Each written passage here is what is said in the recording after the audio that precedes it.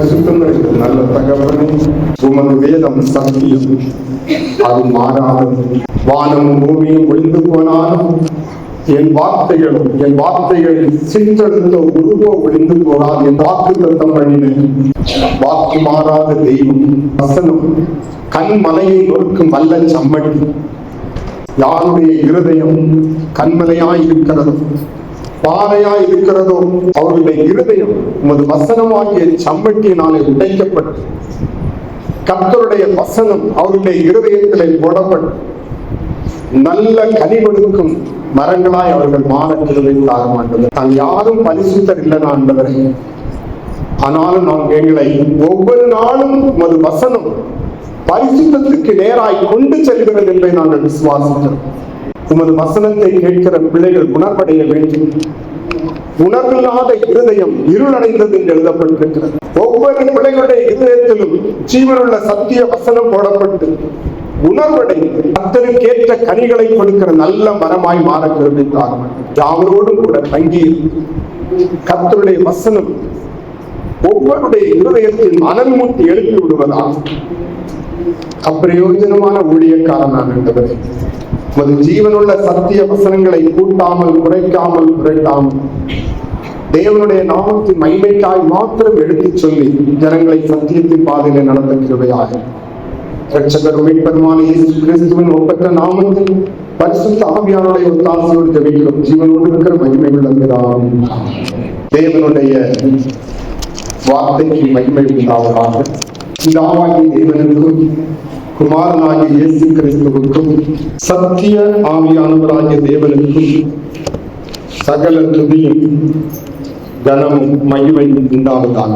அன்பான தேவ பிள்ளைகளே, இன்றைக்கு நாம் தியானிக்கிற கர்த்தருடைய வேதத்தின் தலைப்பு, என் பிரியமே என் ரூபவதி எழுந்துவா. என் பிரியமே என் ரூபவதியனி எழுந்துவா. யாவரும் ஓரளவு புரிந்து கொள்ளும்படியாய் கொஞ்சம் நிதானத்தோடு இந்த வேத சத்தியத்தை எடுத்துக் கொடுக்கும்படி வாஞ்சிக்கிறேன். எல்லாரும் ஜபத்தோடு ஜப நிலையில இருந்து இந்த வசனத்தின் மகத்துவங்களை அறிந்து கொள்ள ஆவியானுடைய ஒத்தாசையை நீங்கள் வேண்டும்படி அன்புடன் கேட்டுக் கொள்கிறேன். பொதுவாக உன்னத பாட்டு பைபிள்ல இருக்கிறதுலேயே புரிந்து கொள்வதற்கு கடினமான வேத பகுதி. அதனால இந்த உன்னத பாட்டை எடுத்து பொதுவா பிரசங்கம் பண்றதில்லை யாரும், நானுமே பிரசங்கம் பண்றதில்லை.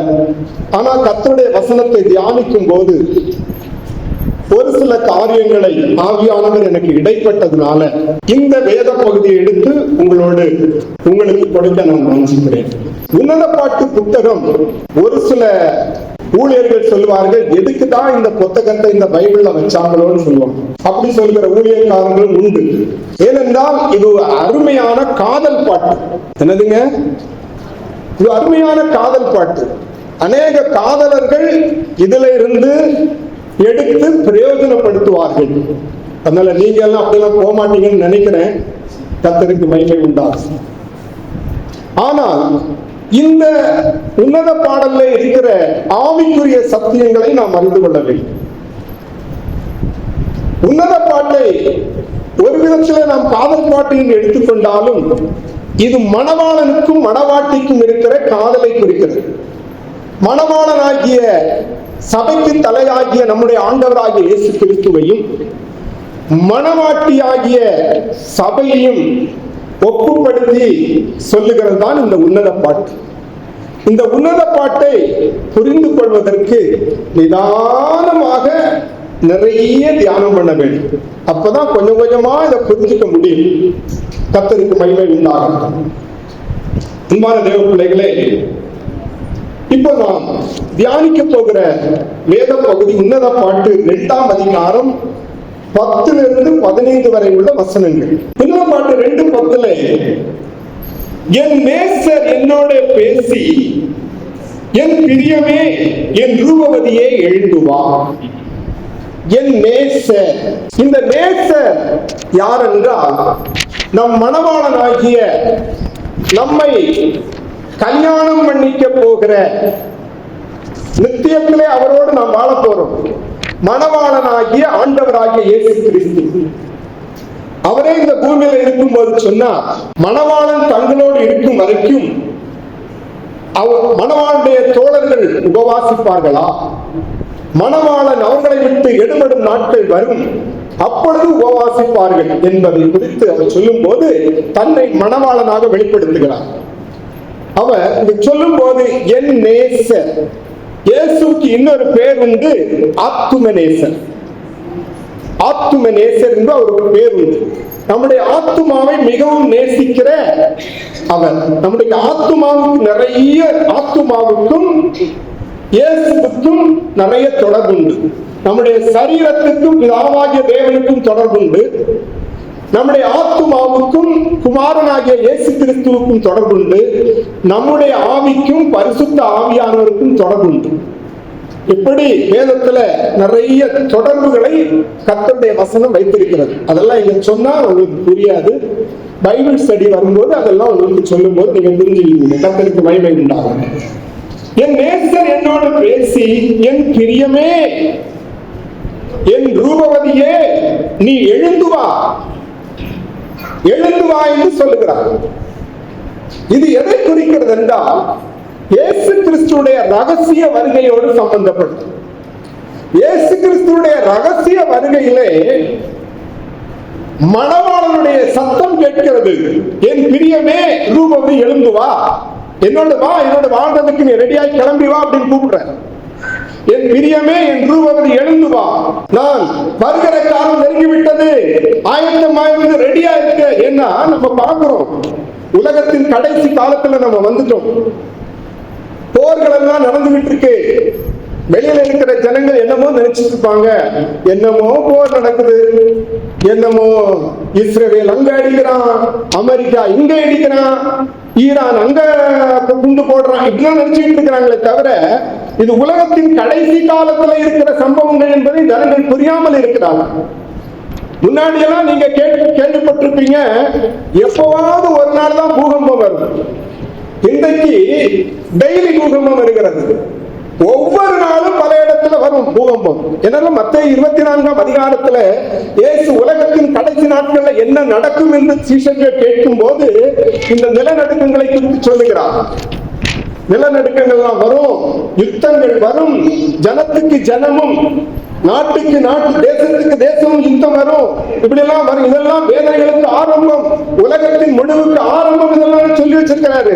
இதெல்லாம் நம்ம பார்க்கும் போது உலகத்தின் முடிவுக்கு பக்கத்துல வந்துச்சோம்.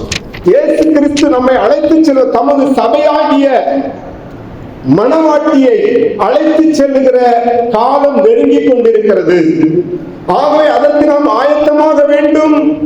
உலகத்தின் மாய கவர்ச்சிகளிலே சிக்கி நம்மை அழித்து விடாதபடி நம்மை பரிசுத்தவான்களாக பாதுகாத்து பரலோக தேவனுடைய இயேசு கிறிஸ்துடைய வருகைக்கு நாம் ஆயத்தமாக்கப்பட வேண்டும். இந்த இயேசு கிறிஸ்துவின் வருகைக்கு நாம் ஆயத்தமாகவில்லை என்றால் நரகத்துக்கு போக வேண்டியதாயிருக்கும். நல்லா புரிஞ்சுக்கணும்.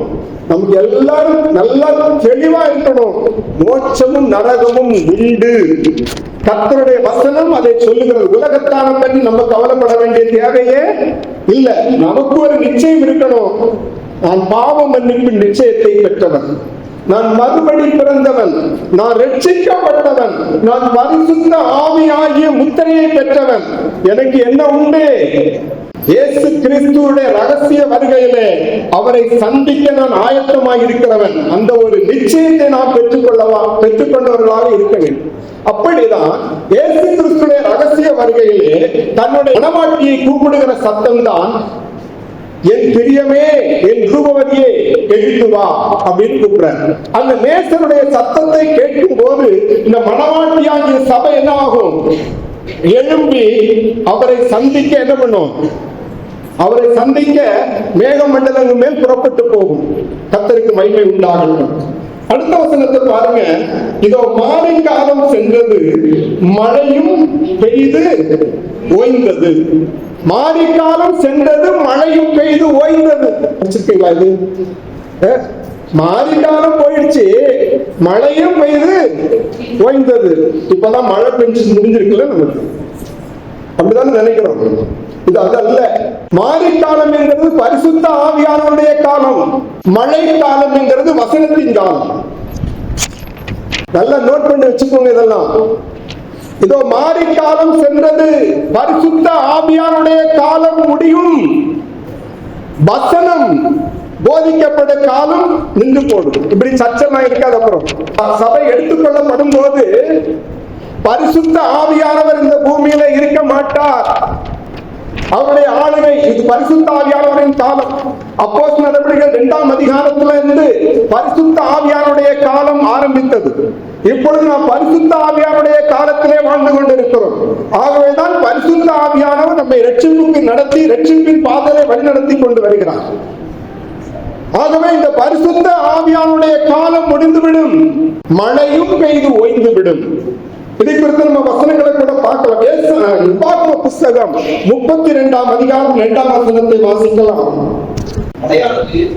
மழையானது இளம் பயிரின் மேல் பொழிவது போல என் உபதேசம் பொழியும், பனித்துளிகள் புல்லின் மேல் இறங்குவது போல என் வசனம் இறங்கும். மழையானது இளம் பயிரின் மேல் பொழிவது போல என் உபதேசம் பொழியும், பனித்துளிகள் புல்லின் மேல் இறங்குவது போல என் வசனம் இறங்கும். மழைக்கும் வசனத்துக்கு ஆண்டவர் என்ன சொல்றார் பார்த்தீங்களா? ஒரு தொடர்பை சொல்லுகிறார். இன்னொரு வசனத்தை பார்க்கலாம். ஏசாயா 55 10 11 வசனங்களை வாசிக்கலாம்.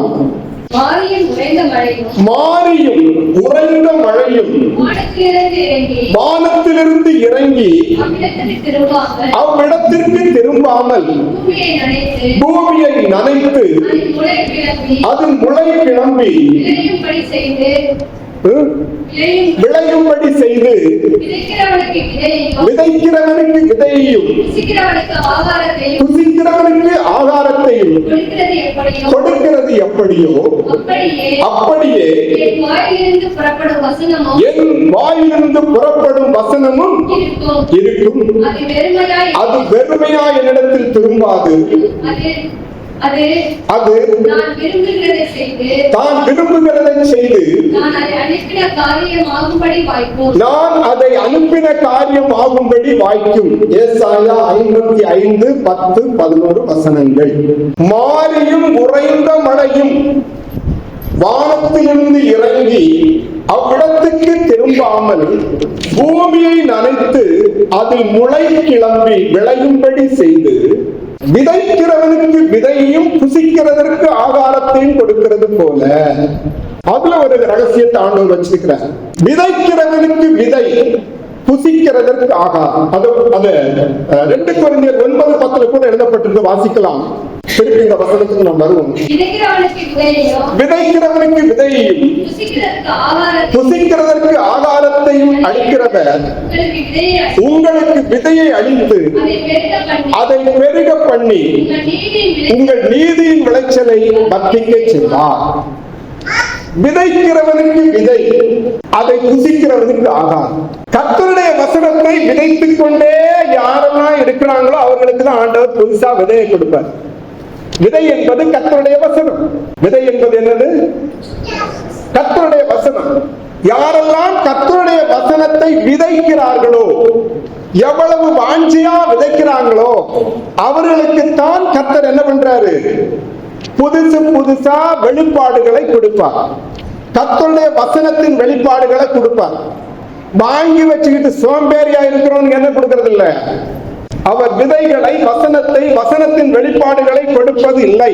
எவ்வளவுக்கு எவ்வளவு வாஞ்சியா நீங்க கர்த்தருடைய வசனத்தை விதைச்சிட்டு இருக்கிறீங்களோ, பிறருக்கு அறிவிச்சிட்டு இருக்கிறீங்களோ, தெளிச்சிட்டு இருக்கிறீங்களோ அவர்களுக்கு தான் கர்த்தர் வேதத்தின் மகத்துவங்களை, ரகசியங்களை வெளிப்படுத்தி கொடுப்பார். யாரெல்லாம் அதை வாஞ்சியோடு பெற்று புசிக்கிறார்களோ, புரியுதா உங்களுக்கு? கர்த்தருடைய வசனத்தை போதிக்கப்படும் போது, விதைக்கப்படும் போது அதை யாரெல்லாம் ஏற்றுக்கொள்கிறார்களோ, வாஞ்சியோடு ஏற்றுக்கொண்டு அதை புசிக்கிறார்களோ அவர்களுக்கு அது ஆகாரமாய் மாறும். வசனம் போதிக்கும் பொழுது நிர்விசாரமாய் இருக்கிறவங்க, ஏதோ சொல்றாங்களுக்கு கேட்கிறவங்களுக்கு அது ஆகாரமாய் மாறாது. அதுல எந்த பிரயோஜனமும் வராது. அதனால கர்த்தருடைய வசனம் போதிக்கப்படும் போது கருத்தாய் கேட்கும் போது அந்த வசனம் அவர்களுக்கு என்னவாய் மாறும்? ஆகாரமாய் மாறும். அதை இப்போ ஏசாயா 55:10 போகலாம். மாரியும் உறைந்த மழையும் வானத்திலிருந்து இறங்கி அவ்விடத்துக்கு திரும்பாமல் பூமியை நனைத்து அதில் முளைக்கிளம் விளையும்படி செய்து விதைக்கிறவனுக்கு விதையும் புசிக்கிறதற்கு ஆகாரத்தையும் கொடுக்கிறது எப்படியோ அப்படியே என் வாயிலிருந்து புறப்படும் வசனமும் இருக்கும். அந்த வசனம் மழையோடு ஒப்பிட்டு சொல்லுகிறார். வசனத்தை மழையோடு ஒப்பிட்டு சொல்லுகிறார்.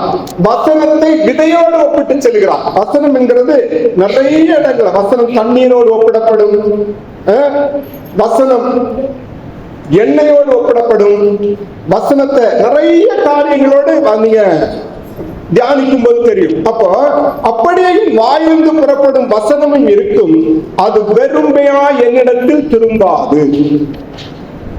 சில வேளைகளை நம்ம கர்த்தருடைய வசனத்தை சொல்லும் போது, ஆண்டவரே வசனத்தை சொல்லிக்கிட்டே இருக்கிறேன், ஆனா ஒரு அறுவடையும் வரலன்னு தோணும். அப்படித்தானே? அது வெறுமையாய் திரும்பாது. கர்த்தருடைய வசனம் மாறாது, அது வெறுமையாய் திரும்பாது. ஒரு ஆள் போட்ட வசனத்துக்கு மேல இன்னொரு ஆள் பேசும்போது அது தண்ணியா ஊறி முளையா எழும்பிடும். நம்முடைய வேலை என்னது? விதைக்கிறது தான் நம்முடைய வேலை. அது எப்ப முளைக்கும் என்பது நமக்கு தெரியாது. ஒன்னும் வரலன்னு சோர்ந்து போகிறது நம்முடைய வேலை இல்லை. கர்த்தருடைய வசனத்தை விதைத்துக் கொண்டே இருக்க வேண்டும். விதைத்துக் கொண்டே இருக்கும் போது என்றையாவது அதுல ஒரு தண்ணி பட்டு முளைச்சு வரும். புரியுதா? அப்போ அது வெறுமையா இடத்துக்கு திரும்பாமல் அது நான் விரும்புகிறதை செய்து நான் அதை அனுப்பின காரியமாகும்படி வாய்க்கும். கர்த்தருடைய ஊழியனுடைய வாயிலிருந்து கர்த்தருடைய வசனம் எதற்காக புறப்பட்டு சென்றதோ அந்த காரியம் ஆகும்படி வாய்க்கும். ஹல்லேலூயா! அது வெறுமையாய் திரும்பாது. இதை எப்பொழுது நாம் மனதில் வச்சுக்கணும். அதனால நம்ம வேலை போட்டுக்கிட்டே இருக்கணும். வசனத்தை அவருக்கு தெரியும், ஒரு நாள்ல எல்லாம் முளைச்சு கிளம்பி வரும். ஒரு நாள்ல திடீர்னு பார்த்தா எல்லாம் முளைச்சு கிளம்பி வந்து உட்கார்ந்து. கர்த்தருக்கு மகிமை உண்டாகட்டும். போட்டுக்கிட்டே இருப்போம் வசனத்தை. கர்த்தர் நமக்கு கொடுக்கிறத போட்டுக்கிட்டே இருப்போம். கர்த்தருக்கு மகிமை உண்டாகட்டும். என் பிரியமே என் ரூபவதி. யாரத்தான் தெய்வம் பிரியமே என்று சொல்லுவாங்க? அவருக்கு பிரியமானதை செய்கிறவர்கள், மணவாளனுடைய தேவ சித்தத்தின்படி செய்கிறவர்கள். நல்லா புரியணும். எல்லாரையும் பிரியமேன்னு கூப்பிட மாட்டாரு. கொஞ்ச நாளைக்கு பிரியமேன்னு கல்யாணம் பண்ணா கொஞ்சுவாங்க, அதுக்கப்புறமா பிரியமேன்னு சொல்லி அவங்க குணாதிசயத்தை பார்த்துக்கிட்டு. நீ என்னைக்கு உன் மணவாளனுக்கு ஏற்ற மணவாட்டியா இருந்தேன்னா அவர் பிரியமே பிரியமே பிரியமேன்னு கூப்பிடுவார். அவருக்கு பிரியமானதை செய்கிறவன், தேவனுடைய சித்தத்தை செய்கிற மணவாட்டியை பார்த்துதான் தெய்வம் கூப்பிடுவார். என் பிரியமே, என் ரூபவதியே. ரூபவதியே என்றால் மிகவும் அழகானவள். அதை குறித்து ஒரு சில வசனங்கள். யார் ரூபவதியா நமக்கு இருப்பாங்க? யாரை பார்த்தா ரூபவதியா இருக்கும்? நம்ம வீட்டுல மணவாளன் வீட்டுக்கு வராரு, அதாவது கணவன் வீட்டுக்கு வராரு, மனைவியானவள் உம்முன்னே இருந்தா என்ன சொல்லுவாங்க? கணவன் ஒரு சிரிப்பு இருக்கா? நான் கஷ்டப்பட்டு அங்கே வந்திருக்கிறேன், வேலைக்கு போயிட்டு ஒரு பானம் சந்தோஷமா சொல்லி கொஞ்சம் தண்ணி கொடுக்குதா பாரு, அப்படித்தானே சொல்லுவாங்க.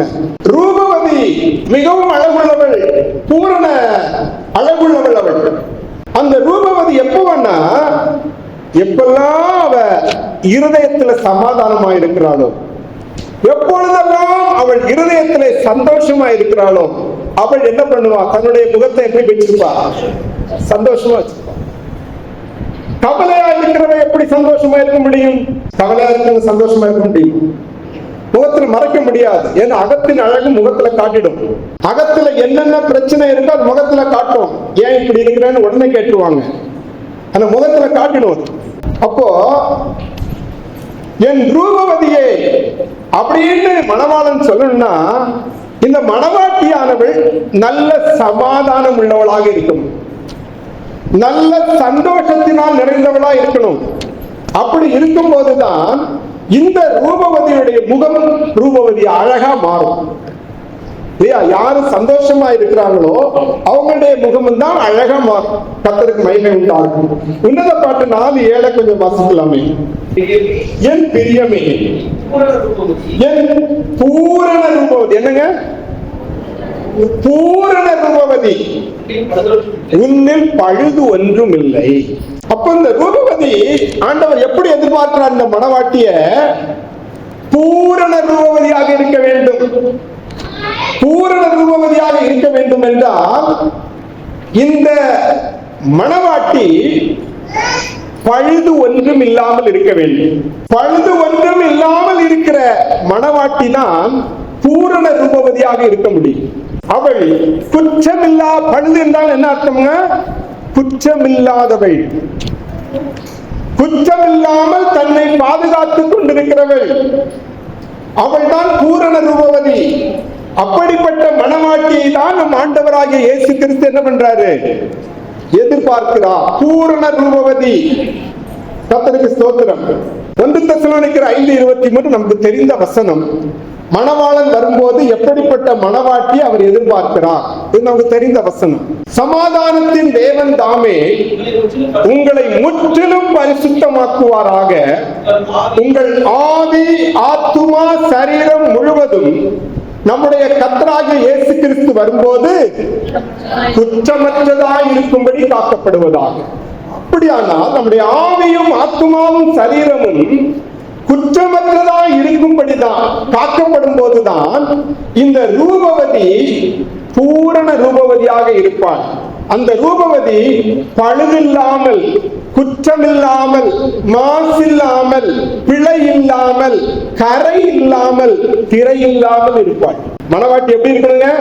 குற்றமில்லாமல் இருக்க வேண்டும், பழுதில்லாமல் இருக்க வேண்டும், குறையில்லாமல் இருக்க வேண்டும், கரை திரை இல்லாமல் இருக்க வேண்டும். அப்படிப்பட்ட மணவாட்டியை நம் ஆண்டவராகிய இயேசு எதிர்பார்க்கிறார். ஆகவேதான் ரூபவதியே எழும்பி வாங்குறாரு. சபையில வர எல்லாரையும் ஆண்டவர் என்ன பண்றது இல்ல, சபைக்கு வர எல்லாரையும் எழும்பி வாங்க கூப்பிடுறது இல்ல.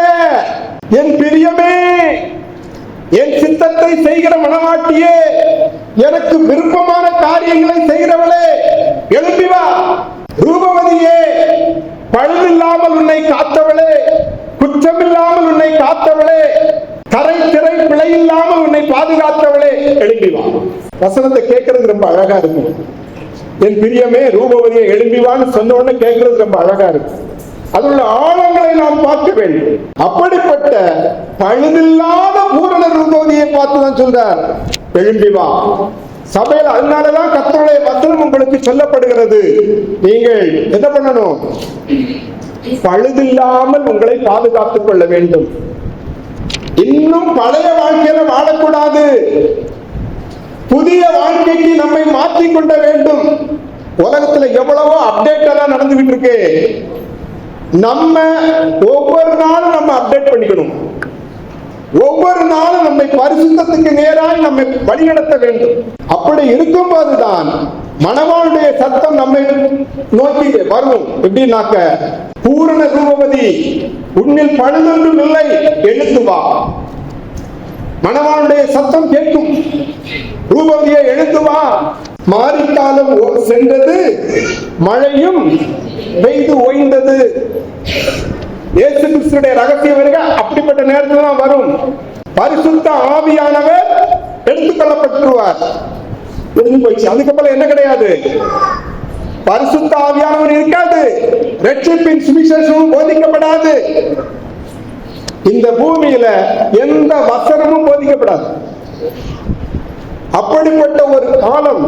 அந்த நேரத்தை பார்த்துதான் கரெக்டா அந்த 11th hour சொல்லுவோம். கடைசி நிமிஷத்துல தான் இயேசு வந்து எல்லாம் முடிஞ்சிச்சு, எழும்பி வா அப்படின்னு.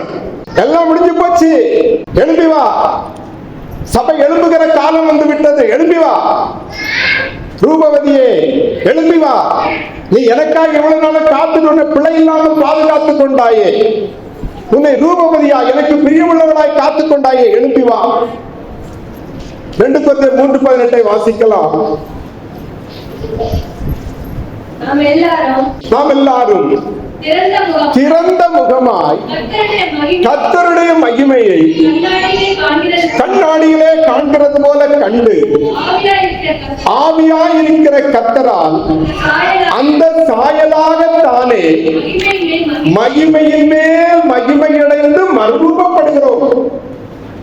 மறுரூபம், பூரண ரூபவதி, ரூபம் ரூபம், மறுரூபப்படுகிறோம், பூரண ரூபவதி ஆகிறோம்.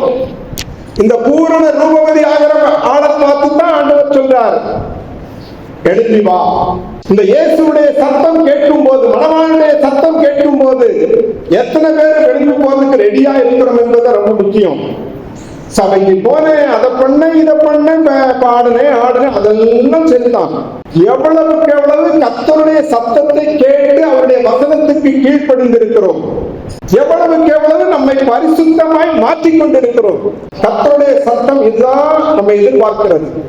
ஏனென்றால் சுத்திகரிக்கிறதுக்கு கொஞ்சம் காலம் கொடுக்கிறார் நம்மை. எஸ்தரை சுத்திகரிக்கிறதுக்கு 12 மாதங்கள்.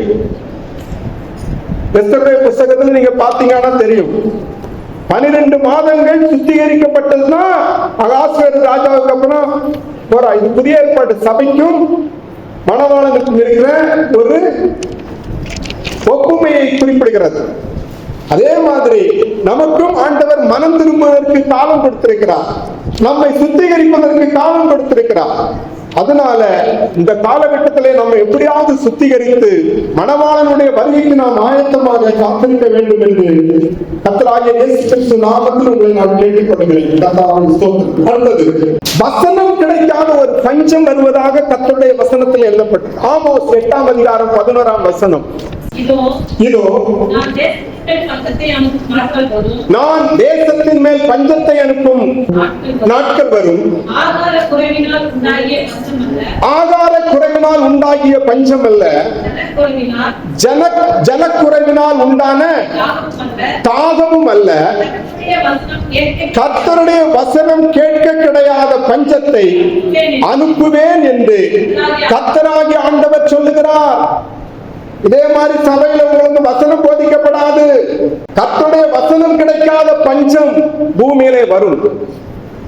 வசனம் கேட்க கிடையாத பஞ்சத்தை அனுப்புவேன். இந்த மாரிக்காலமும் மழை பெய்து முடிந்த உடனேயே என்ன உண்டாகும்? வசனம் கிடைக்காத பஞ்சம் உண்டாகும். அதான் அவர் சொல்றாரு, இதோ மாரிக்காலம் சென்றது, மழை பெய்து ஓய்ந்தது, முடிஞ்சு போச்சு. அதுக்கப்புறம் உங்களுக்கு வசனம் கிடைக்காது. இந்த பூமியில எந்த வசனத்தையும் எதிர்பார்க்க முடியாது. ஆகவே அன்பான தேவ பிள்ளைகளே, கர்த்தருடைய வசனம் கிடைக்கும் போதே அதை இருதயத்திலே பத்திரப்படுத்திக் கொள்ளுங்கள். புது உடன்படிக்கையின் காலத்திலே ஆண்டவர் என்ன எழுதினார்? நான் என்னுடைய வசனத்தை அவருடைய இருதயத்தில் வைப்பேன். இருதயத்திலே கர்த்தருடைய வசனத்தை வைப்பதற்கு நாம் பிரயாசப்பட வேண்டும். கர்த்தருக்கு மகிமை உண்டாகட்டும். 13ஆம் வசனத்தை வாசிக்கலாம். அத்திமரம் காய் காய்த்தது, திராட்சை கொடிகள் பூ பூத்து வாசனையும் பரிமளிக்கிறது. அத்திமரம் காய் காய்த்தது, திராட்சை கொடிகள் பூ பூத்து வாசனையும் பரிமளிக்கிறது. என் பிரியமே, என் ரூபவதியை நீ எழுதுவான். அத்திமரம் என்பது இஸ்ரவேல் தேசத்தை குறிக்கிறது. அத்திமரம் இஸ்ரவேல் தேசத்தை குறிக்கிறது. திராட்சை கொடி என்கிறது இயேசு சொன்னார் யோவான் 15 சொல்லும் போது, நானே மெய்யான திராட்சை செடி, நீங்கள் கொடி. அப்ப இயேசு கிறிஸ்துவிலே அவரோடு இணைக்கப்பட்ட சபையைத்தான் சொல்றார் திராட்சை என்னது? கொடிகள். திராட்சை தோட்டம் என்கிறது இஸ்ரவேல் சந்ததியை குறிக்கிறது. என்னதுங்க, நான் வித்தியாசமான சில காரியங்களை குறிக்கிறேன். அத்திமரம் என்னதுங்க? இஸ்ரவேல் தேசத்தை குறிக்கிறது. திராட்சை தோட்டம் என்பது என்ன? இஸ்ரவேல் சந்ததி. அதுக்குள்ள வசனத்தை உங்களுக்கு கொடுக்கிறேன், வேண்டாம் பாருங்க. ஏசாயா 5ஆம் அதிகாரம் 1 மற்றும் 7 வசனங்களை வாசிக்கலாம். பாருங்க, அங்க கூட நேசர் தான் வருது. இப்பொழுது நான் என் நேசரிடத்தில் அவருடைய திராட்சை தோட்டத்தை குறித்து என் நேசருக்கேற்ற ஒரு பாட்டை பாடுவேன். என் நேசருக்கு மகா செழிப்பான மேட்டிலே ஒரு திராட்சை தோட்டம் உண்டு. 7ஆம் வசனத்தை வாசிக்கலாம்.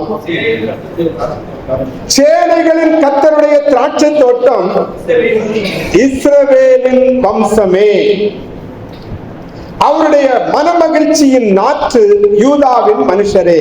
அவர் நியாயத்துக்கு காத்திருந்தார், இதோ கொடுமை; நீதிக்கு காத்திருந்தார், இதோ முறைப்பாடு. அப்போ சேனைகளின் கர்த்தருடைய திராட்சை தோட்டம் என்பது இஸ்ரவேலின் வம்சம். பழைய ஏற்பாட்டில் அவர் அப்படி இஸ்ரவேல் வம்சத்தை குறிப்பிடுகிறார். திராட்சை தோட்டம்னு. இன்னைக்கு நீயும் நானும் தான் திராட்சை தோட்டம். இந்த சபைதான் திராட்சை தோட்டம். இந்த சபையில இயேசுவில், சபைக்கு தலைவராகிய இயேசு, அந்த இயேசுவிலே இணைக்கப்பட்டிருக்கிற கொடிதான் நம்ம எல்லாரும். இதெல்லாம் மனசுல வச்சாதான் இது புரியும். புரியுதா? அப்போ அத்திமரம் காய் காய்த்தது. அத்திமரம் காய் காய்க்கணும்னா என்ன பண்ணணும்? முதல்ல தளிர்க்க வேண்டும், துளிர் விட வேண்டும். துளிர் விட்டாதான் அடுத்தது காயெல்லாம், மற்றதெல்லாம். இதை குறித்து இயேசு தன்னுடைய ஓமையில சொல்றார். மத்தேயு 24ஆம் அதிகாரத்திலையும் லூக்காவிலையும் அதை சொல்றார். நாங்க மத்தேயு எடுத்து வாசிக்கிறோம், உங்களுக்கு கேளுங்க. மத்தேயு 24ஆம் அதிகாரம் 32, 33 வசனங்களை வாசிக்கலாம். அத்தி மரத்தினால் ஒரு ஓமையை கற்றுக்கொள்ளுங்கள். அதிலே இளங்கிளை தோன்றி துளிர் விடும்போது வசந்த காலம் சமீபமாயிற்று என்று அறிவீர்கள். அப்படியே இவைகளை எல்லாம் நீங்கள் காணும் போது அவர் சமீபமாய் வாசலருகே வந்திருக்கிறார் என்று அறியுங்கள். யாரு சமீபமாய் வராங்க? மணவாளனாகிய இயேசு கிறிஸ்து சமீபமாய் வாசலருகே வந்திருக்கிறார் என்று அறியுங்கள். எப்பொழுது? அதுக்கு முந்தின வசனம். அத்திமரம், அத்திமரத்தினால் ஒரு ஓமையை கற்றுக்கொள். ஓமையை சொல்ற. அதுல இளங்கிளைகள் தோன்றி துளிர் விடும் போது கிபி 70வது ஆண்டிலே, அதாவது 1ஆம் நூற்றாண்டு, சரித்திரங்கள்லாம் தெரிஞ்சாதான் எனக்கு புரியும். இயேசு கிறிஸ்து கிபி 33ஆம் வருடத்துல என்ன பண்ணப்படுறாரு? கிபி 33ஆம் வருஷம் என்னமா ஸ்பெஷாலிட்டி? இயேசு சிலுவையில் அறைந்து கொலை செய்யப்படுகிறார். அப்பொழுது இஸ்ரவேல் ஜனங்கள், யூத ஜனங்கள், விசேஷமா இஸ்ரவேல் ஜனங்கள் சொல்லாம யூத ஜனங்கள் இயேசுவை மரணத்துக்கு ஒப்பு கொடுத்து விட்டு என்ன சொன்னாங்க? இந்த மனுஷனுடைய இரத்தப்பழி எங்கள் மேலும் எங்கள் பிள்ளைகள் மேலும் விளக்கும்னு அவங்களே வாங்கிட்டாங்க. இந்த மத்தேயு 24ஆம் அதிகாரத்துல இயேசு பார்க்கும்போது அவருடைய சீஷர்கள் இயேசு கிட்ட போய் என்ன கேட்கிறாங்க? இயேசு கிட்ட அந்த அவருடைய கட்டடத்தை காட்டுறாங்க.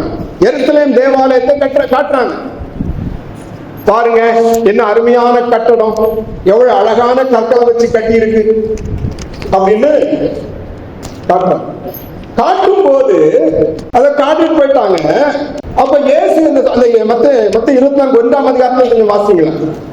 இயேசு தேவாலயத்தை விட்டு புறப்பட்டு போகையில் அவருடைய சீஷர்கள் தேவாலயத்தின் கட்டடங்களை அவர்களுக்கு காண்பிக்க அவரிடத்தில் வந்தார்கள். இயேசு அவர்களை நோக்கி, இவைகளை எல்லாம் பார்க்கிறீர்களே, இவ்விடத்தில் ஒரு கல்லின் மேல் ஒரு கல்லிராதபடிக்கு எல்லாம் இடிக்கப்பட்டு போகும் என்று மெய்யாகவே உங்களுக்கு சொல்லுகிறேன் என்றார். ஒரு கல்லின் மேல் ஒரு கல் இராதபடிக்கு எல்லாம் இடிக்கப்பட்டு போகும். அதுக்கப்புறம் வாசிக்கலாம். பின்பு அவர் ஒலிவமலையின் மேல் உட்கார்ந்திருக்கையில் சீஷர்கள் அவரிடத்தில் வந்து 3 கொஸ்டினை கேட்கிறாங்க. அங்க இயேசுவிட்ட வந்து 3 கொஸ்டின் கேட்கிறாங்க. இவைகள் எப்பொழுது சம்பவிக்கும்? நம்பர் 1, அவைகள் எப்பொழுது சம்பவிக்கும்? ஒரு கல்லின் மேல் ஒரு கல்லிராதபடிக்கு இந்த ஆலயம் இடிக்கப்பட்டு போகும் சொன்னீங்களே, இவைகள் எப்பொழுது சம்பவிக்கும்? நம்பர் 1. நம்பர் 2, உம்முடைய வருகைக்கும் உலகத்தின் முடிவுக்கும் அடையாளம் என்ன? உம்முடைய வருகைக்கு அடையாளம் என்ன? உலகத்தின் முடிவுக்கு அடையாளம் என்ன? நீங்க சொன்ன இந்த காலம் இடிக்கப்படுகிற காலம், இதற்கு இவைகள் எப்பொழுது சம்பவிக்கும்? உம்முடைய வருகைக்கு அடையாளம் என்ன? உலகத்தின் முடிவுக்கு அடையாளம் என்ன என்கிற 3 வினாக்களை எழுப்புகிறார்கள் சீஷர்கள். அதுக்குத்தான் இயேசு பதில் சொல்லிட்டு வர. இந்த பதில் சொல்லிட்டு வரும்போதுதான் இந்த கல்லின் மேல் கல்லிடாதபடிக்கு இடிக்கப்பட்டது கிபி 70ஆம் வருஷத்திலே ரோமர் படைத்தலைவனாகிய டைட்டஸ் வந்து ஒரு கல்லின் மேல் ஒரு கல்லிடாதபடிக்கு எருசலேம் தேவாலயத்தை இடிச்சிருந்தான். அது நிறைய சரித்திரம் உண்டு, அதெல்லாம் சொல்ல முடியாது. அதற்கு பின்பாக இஸ்ரவேல் ஜனங்கள் உலகம் முழுவதும், விசேஷமாக யூத ஜனங்கள் உலகம் முழுவதும் சிதறடிக்கப்படுகிறார். அடிமைகளாக எல்லாம் சிதறடிக்கப்பட்டாங்க. சிதறடிக்கப்பட்டு 1948ஆம் வருடம் திரும்பவும் இஸ்ரவேல் தேசத்துக்கு வருகிறார். எத்தனை தலைமுறை இருக்குமோ, எத்தனை ஆயிரம் வருஷம் இருக்குமோ. ஒரு கூட்ட ஜனம் நாடையே இழந்து உலகமெல்லாம் துரத்தப்பட்டு கொலை செய்யப்பட்டு, ஹிட்லருடைய காலத்தில் சுமார் 60 லட்சம் யூதர்கள் கொலை செய்யப்பட்டார்கள் என்று சொல்லப்பட்டிருக்கிறது. யூதர்களை தேடி தேடி தேடி வேட்டையாடினான் யாரு? ஹிட்லர். இதெல்லாம் சரித்திரம் படிச்சவங்களுக்கு தெரியும். அப்போ இப்படியெல்லாம் முடிந்ததற்கு பின்பாக 1948ஆம் வருஷம் அவர்கள் திரும்பவும் எங்க வருகிறார்கள்? இஸ்ரவேல் தேசத்தை தன்னுடைய தேசமாக கொண்டு வருகிறார்கள். 1948ஆம் வருஷம் மே மாசம் 14ஆம் தேதி அவர்களுக்கு சுதந்திரம் அறிவிக்கப்படுகிறது. இதைத்தான் இயேசு உயிரோடு இருக்கிற நேரத்தில் சொல்றாரு, அத்தி மரத்தினால் இந்த ஓமையை கற்றுக்கொள்ளுங்கள். 24:32 அத்தி மரத்தினால் ஒரு ஓமையை கற்றுக்கொள்ளுங்கள். அதிலே இளம் கிளை தோன்றி துளிர் விடும் போது வசந்த காலம் சமீபமாயிற்று என்று அறியுங்கள். 1948ஆம் வருஷம் மே மாதம் 14ஆம் தேதி என்ன நடந்தது? அத்திமரம் துளிர் விட ஆரம்பித்தது. வசந்த காலம் சமீபமாயிற்று. இந்த காலகட்டத்தில் இஸ்ரவேல் தேசம் மட்டும் சுதந்திரம் அடையல. நம்முடைய இந்திய தேசம் எப்ப சுதந்திரம் அடைந்தது? 1947ஆம் வருஷம். அந்த காலகட்டத்தில் தான் ஆகஸ்ட் 15. பாகிஸ்தான் ஆகஸ்ட் 14. இன்னும் அநேக தேசங்கள் அந்த காலகட்டத்தில் என்ன பண்ணப்பட்டது? விடுதலை அடைந்தது. அதற்குள்ள வசனத்தை லூக்காவில் இருக்கு பாருங்க. தெய்வம் எவ்வளவு அழகாக கர்த்தருடைய வசனத்தை எழுதி வச்சிருக்கிறாரு தெரியுமா? லூக்கா எழுதின சுவிசேஷ புஸ்தகம் லூக்கா 21:29. அவர்களுக்கு ஒரு ஓமையை சொன்னார். அத்தி மரத்தையும் மற்ற எல்லா மரங்களையும் பாருங்கள். அப்ப அத்தி மரத்தை மட்டும் இல்ல, அத்திமரம்னா என்னன்னு சொன்னேன்? இஸ்ரவேல் தேசம். அப்ப மற்றெல்லா மரங்கள்னா மற்ற தேசங்கள். அப்போ இஸ்ரவேல் தேசத்தை மட்டும் சொல்லல, மற்ற எல்லா மரங்களையும் பாருங்கள். அதனாலதான் கர்த்தர் சொல்லது மாறவே மாறாது. எங்களுக்கு கர்த்தருடைய சத்தியத்தை வசனத்தை கொடுத்த தேவன் அவர் மாறாதவர். அவர் உயிரோடு இருக்கிறார். அவர் சொன்னதுதான் நடக்கும் பூமியில. அவர் சொல்லாத ஒரு காரியமும் பூமியில ஒருத்தனால நடத்த முடியாது. உலகத்துல எந்த கடவுள்னு சொல்றவனும் எந்த உயர்ந்த மனுஷனும் பூமியில என் ஆண்டவருடைய சித்தத்தின்படி இல்லாத எந்த ஒரு காரியத்தையும் நடத்த முடியாது. 1947-48 தான் உலகத்தின் அநேக நாடுகள் விடுதலை அடைந்தன. அதற்கு சுமார் 1900 வருஷத்துக்கு முன்னாடி சொல்றார், அத்தி மரத்தையும் மற்ற எல்லா மரங்களையும் பாருங்கள், அவைகள் தளிர்க்கிறதை நீங்கள் காணும் பொழுது வசந்த காலம் சமீபமாயிற்று என்று அறியுங்கள். வசந்த காலம் தளிர்விட்டது, வசந்த காலம் வந்தது. உன்னத பாட்டுல நீங்க பாத்தீங்கன்னா என்ன சொல்லிச்சு? அத்தி மரம் காய் காய்ந்தது, துளிர் விட்டாச்சு. இப்ப என்ன வந்தாச்சு? காய் காய்ச்சாச்சு. காய் காய்க்கிறதுன்னா அடுத்தது என்ன வரணும்? கனிதான் வரணும். பக்கத்துல நெருங்கிட்டோம். உன்னத பாட்டுல ரகசியத்தை எவ்வளவு பக்கமா வச்சிருக்காரு ஆண்டவர். உன்னத பாட்டை காதல் கதையா மட்டும் எடுத்து படிக்க கூடாது. பேரு உன்னத பாட்டு, உன்னதமான பாட்டு. கர்த்தருக்கு மகிமை உண்டாகும். அத்திமரம் காய் காய்த்தது, திராட்சை கொடிகள் பூ பூத்து வாசனையும் பரிமளிக்கிறது. திராட்சை கொடிகளாகிய அவருடைய சபை பூ பூத்து வாசனையும் பரிமளிக்கிறது. என் பிரியமே, என் ரூபவதியே, நீ எழுப்பி வா. எல்லாம் நேரம் வந்துருச்சு. இன்னும் நீ ரூபவதி என்ன பண்ணிட்டு இருக்காத. இனி காத்திருக்க வேண்டிய அவசியம் இல்லை உனக்கு. நீ காத்திருந்ததெல்லாம் போதும், நீ விழித்திருந்ததெல்லாம் போதும். எழுப்பி வா, டைம் ஆச்சு, எழுப்பி வான்னு கூப்பிடுறாரு. கர்த்தருக்கு மகிமை உண்டாகட்டும். அடுத்த வசனம், கன்மலையின் வெடிப்புகளிலும் சிகரங்களின் மறைவிடங்களிலும் தங்குகிற என் புறாவே. கன்மலையின் வெடிப்புகளின் சிகரங்களின் மறைவிடங்களிலும் தங்குகிற என் புறாவே. கன்மலைங்கிறது யாரு? அந்த கன்மலை கிறிஸ்துவே. கன்மலையின் அடைக்கலத்திலே தங்கிக் கொண்டிருக்கிற, சிகரங்களின் மறைவிடத்திலே தங்கிக் கொண்டிருக்கிற என் புறாவே. கன்மலையின் மறைவிலே ஒளிச்சிட்டிருக்கிறவளே, உன்னதமானவரின் மறைவில் இருக்கிறவன் சர்வவல்லவரின் தங்குவார். உன்னதமானவருடைய மறைவில் தங்குகிற என் புறாவே. ஏன் புறாவை கூப்பிடுறாரு? புறாக்கள் கபடற்றவைகள். கபடற்ற என் புறாவே, கன்மலை இயேசு கிறிஸ்து என்ற கன்மலையிலே மறைஞ்சிருக்கிறவளே, உன்னதமான கர்த்தரை எனக்கு மறைவிடமாக கொண்டிருக்கிறவளே, புறாவே. புறாவுடைய கண்ணை பார்த்திருக்கீங்களா? புறாவுடைய கண்ணை பார்த்திருக்கீங்களா? புறாவுடைய கண்கள் நீங்க பாத்தீங்கன்னா கண்ணுல ஒரு கண்ணீர் இருக்கிற மாதிரி. புறாக்களுடைய கண்களை நீ பாருங்க அப்படின்னு சொல்லி, கண்கள்ல அழகா ஒரு கண்ணீர் சுத்தி இருக்கிற மாதிரியே இருக்கும். தேவ சமூகத்திலே தன் கண்ணீரை இறைக்கிற புறா, கபடற்றவை புறா. என் உத்தமியேன்னு எல்லாம் கூப்பிடுவார். அப்போ இந்த ரூபவதி பிரியமானவை, அவர் கன்மலையின் வெடிப்புகளிலே தங்குகிறவை. கன்மலையின் வெடிப்புகளிலும் சிகரங்களிலும் மறைவுகளிலும் தங்குகிற புறாவே, உன் முக ரூபத்தை எனக்கு காண்பி. இவ்வளவு நாளைக்கு மறைஞ்சு இருக்கிறியே, இப்ப உன்னுடைய முக ரூபத்தை எனக்கு காண்பி. உன்னை நான் பார்க்க ஆசையா இருக்கிறேன். உன் முக ரூபத்தை எனக்கு காண்பி. என் மனவாட்டியே, உன் முக ரூபத்தை எனக்கு காண்பி. உன்னை பார்க்கணும். எனக்காகவே வாழ்ந்துட்டியே இத்தனை காலம். எனக்காகவே பாடுகள், நிந்தைகள், அவமானங்களை நீ சகிச்சிட்டியே. எனக்காகவே நீ கண்ணீர் கவலைகள்ல வாழ்ந்து உன்னை மறைவிடத்துல தேவ சமூகத்துல உன்னை ஊற்றிட்டு இருந்திய. என்னையே உன்னுடைய தாவரமாக கொண்டு வாழ்ந்தாயே.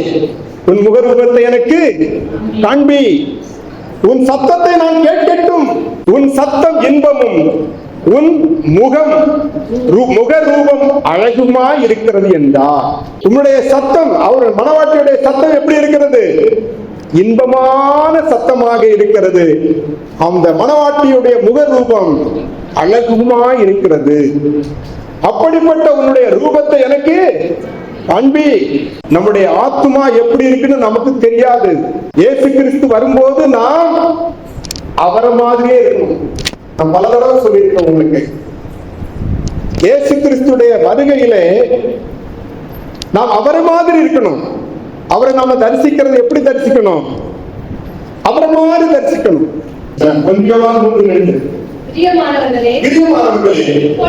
இப்பொழுது தேவனுடைய பிள்ளைகளாய் இருக்கிறோம்.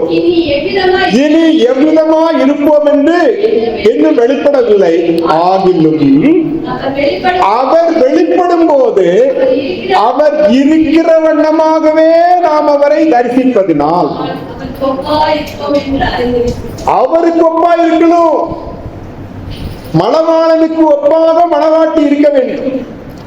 அதைத்தான் மணவாளன் விரும்புகிறான்.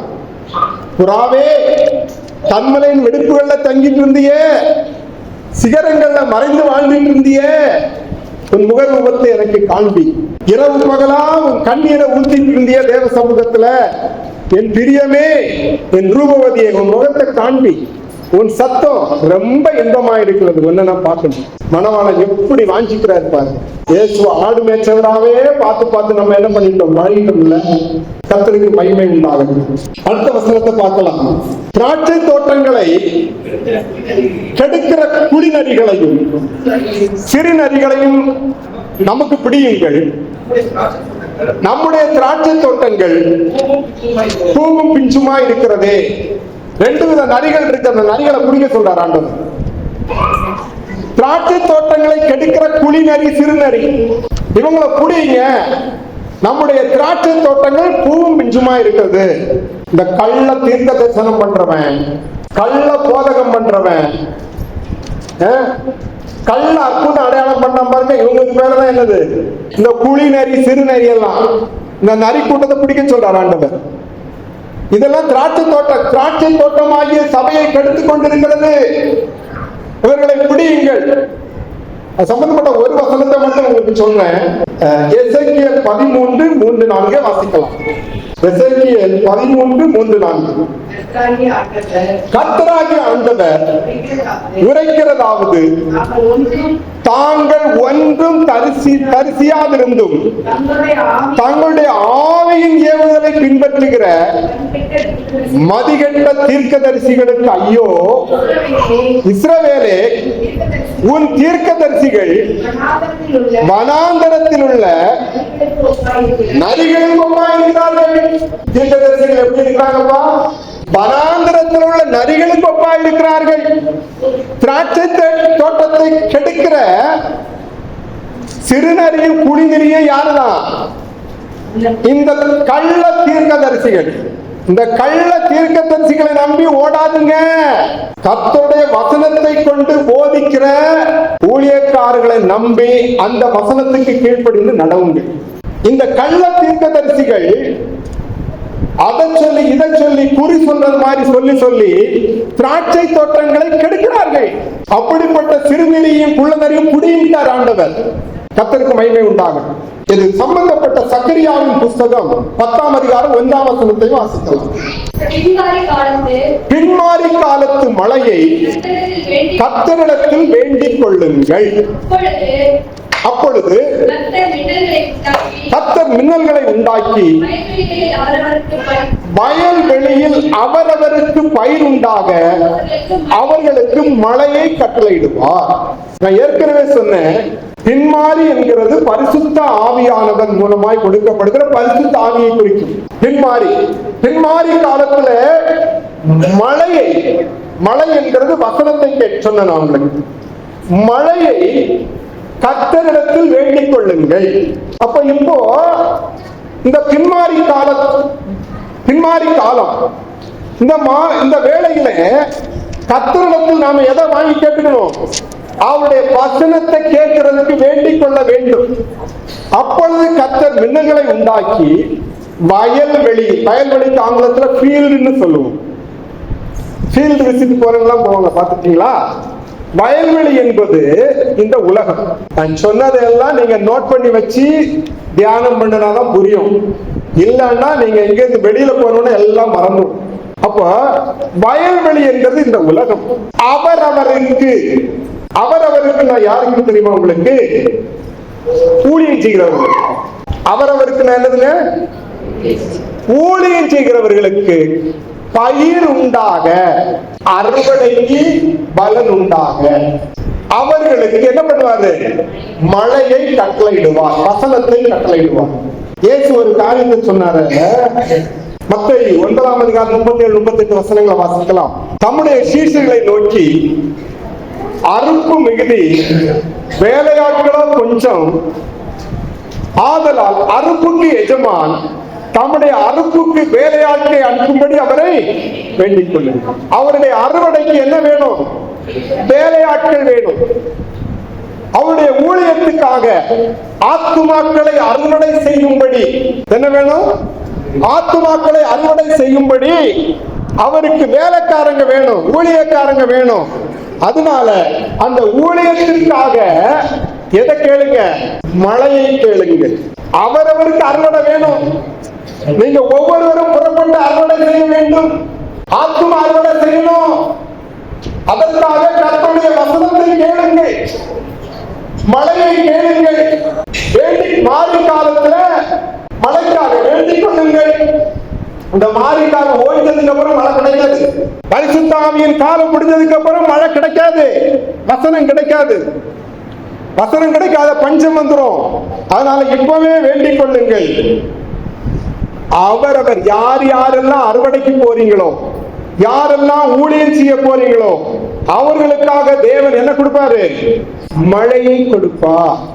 அதை எடுத்துட்டு போய் அறுவடைக்கு போங்க. வசனத்தை கொடுப்பார். இந்த வசனத்தை கொண்டு அறுவடைக்கு போங்க. அறுவடை பெற்றுக் கொள்ளுங்கள். அறுவடை செய்யுங்க. அவருக்காக தேவ சமூகத்துல காத்துருங்க. அவருக்காக மறைவிடத்துல கண்ணீரை ஊற்றுங்க. அவருக்கு தெரியும், புறாவே உன் முகத்தை காட்டுவார். கண்மலையின் வெடிப்புகளிலும் சிகரங்களின் மறைவிலும் தங்குகிற என் புறாவே உன் முகத்தை எனக்கு காட்டு, காண்பி. இப்படிப்பட்ட காரியங்கள் வரும். அடுத்தது ஏசாயா 32:10 வாசிக்கலாம். நிர்விசாரிகளே, ஒரு வருஷமும் சில நாட்களுமாய் கத்தளிப்பீர்கள். திராட்சை பலன் நட்டு போகும், அறுப்புக்கால பலன். இந்த அறுவடையின் காலத்திலே நிர்விசாரமாய் இருப்பீர்கள் என்றால் உங்களுக்கு திராட்சை பலன் நட்டு போகும், அறுப்பு காலம் வராது. இதுதான் அறுவடையின் காலம், பரிசுத்த ஆவியின் காலம், பின்மாரியின் காலம், மழையின் காலம், மழை பெய்கிற காலம். இந்த காலம் போச்சுன்னா, இந்த காலகட்டத்தில் நீங்கள் நிர்விசாரமாய் இருப்பீர்கள் என்றால் திராட்சை போல நட்டு போகும், அறுப்பு காலம் வராது. அறுவடையின் காலம் முடிஞ்சு போயிடும். ஆத்துமா அறுவடை செய்யாம நிர்விசாரிகளா இருக்கிறவங்க மேல ஆண்டவர் பிரியமா இருக்கிறது இல்ல. அவங்களை கூப்பிட்டு என் பிரியமே, என் ரூபவதி எல்லாம் கூப்பிடுறதும் இல்லை. புரியுதா? அதனால நம்முடைய வாழ்க்கையில உயிரோடு இருக்கிற இந்த காலத்துல எப்படியாவது ஒரு கூட்ட ஜனம் கர்த்தருடைய ராஜ்யத்துக்கு கொண்டு வரப்பட வேண்டும். அதற்காக நம்ம பிரயாசப்பட வேண்டும். பரிசுத்த ஆவியானுடைய துணையை பெற்றுக்கொள்ள வேண்டும். கர்த்தருடைய வசனத்தின் வெளிப்பாடுகளை நாம் பெற்றுக்கொள்ள வேண்டும். யார் யாருக்கு என்னென்ன தேவை என்பதை தேவன் அறிவார். நம்முடைய ஆவியின் சிந்தையை அறிந்தவர் ஆவியானவர். என்னென்ன வார்த்தைகளை நாம வெளியில கொடுக்கணும்னு சொல்றதை தேவன் அறிவார். யாருக்கு என்னென்ன வசனத்தை சொன்னா அவங்க ரட்சிக்கப்படுவார்கள் என்பதை தேவன் அறிவார். நான் நான் ரட்சிக்கப்பட்டு நான் சபையில் இப்படி எல்லாம் நினைக்காதுங்க. நிர்விசாரிகளே கூப்பிடுகிற சத்தமும் கேட்கிறது. அதனாலதான் இவ்வளவு நேரம் உங்களுக்கு எல்லாத்தையும் சொல்லி முடிச்சிட்டு கடைசியில என்ன சொல்லியாச்சு? நிர்விசாரமா இருக்கக்கூடாது. அது எச்சரிக்கை. நாம் பண்படுத்தப்பட்டு விதைக்கப்பட வேண்டும். நம்முடைய ஆத்மாவில் என்னெல்லாம் இருக்கு, முள்ளு குறுப்பு எல்லாம் இருக்கு, அதெல்லாம் பண்படுத்தப்பட வேண்டும். அது கூட 2-3 வசனத்தை சொல்லி முடிக்கிறேன். ஓசியா 10ஆம் அதிகாரம் 12ஆம் வசனம். நீங்கள் நீதிக்கென்று விதை விதையுங்கள். விதை எப்படி பண்ணணும்? நீதி, தேவ நீதிக்கென்று விதை விதையுங்கள்,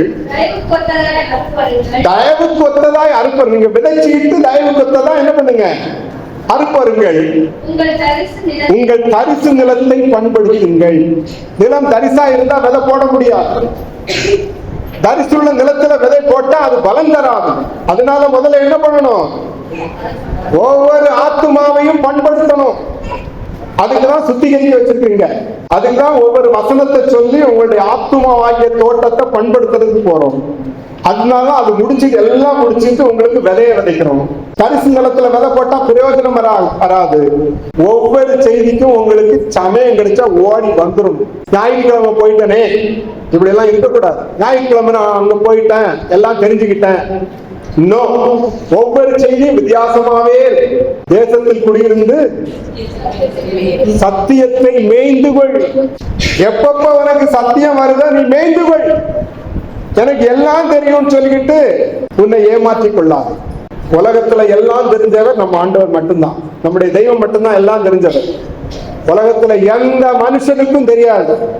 ஒருத்தருக்கு 5% தெரியலாம், ஒருத்தருக்கு 6% தெரியலாம், அவ்வளவுதான். எல்லாம் தெரிகிற அளவுக்கு அவங்க உயிரோட இருக்க முடியாது இந்த பூமியில. சமயம் வாய்க்கும் போதெல்லாம் கர்த்தருடைய சத்தம் கேட்கும் போது ஓடி வாங்க. கர்த்தருடைய வசனத்துக்காக ஆண்டவரை வேண்டிக் கொள்ளுங்கள். நீதிக்கென்று விதை விதையுங்கள். அவரவருக்குள்ள அறுவடை செய்யறதுக்கு இந்த உலகத்துல என்ன இருக்கு? நிறைய பயிர்கள் இருக்கிறது. அறுவடை செய்யணும். தேவ சமூகத்துக்கு ஆத்துமாக்களை கொண்டு போகணும். கர்த்தர் இந்த வார்த்தைகளை ஆசீர்வதிப்பாராக. தேவனுக்கு மகிமை. ஜெபம் பண்ணுவோம். பரிசுத்தம் நிறைந்த நல்ல தகப்பனே, இவ்வளவு நேரம் தேவன் எங்களோடு இடைப்பட்டீர் ஆண்டவரே. உன்னத பாட்டில என் பிரியமே, என் ரூபவதியே, நீ எழும்பி வா என்ற சத்தத்தை மணவாளன் எப்படி மணவாட்டிக்கு சொல்லுகிறார் என்பதை குறித்து அதோடு சம்பந்தப்பட்ட அநேக வசனங்களை நாங்கள் கேட்டு கிருபை தந்து இந்த வசனம் பிள்ளைகளுடைய இருதயத்திலே ஆழமாய் பதியட்டும் ஆண்டவரே. என் நேசர் வரும்போது அவருடைய சத்தத்தை கேட்டு நாங்கள் புறப்பட்டு வரத்தக்கதா எங்களை தகுதிப்படுத்துகிறார். இயேசு கிறிஸ்துவின் ஒப்பற்ற நாமத்தில் பரிசுத்த ஆவியானவரால் ஜெபிக்கிறோம். ஜீவனோடு இருக்கிற மகிமையுள்ள பிதாவே.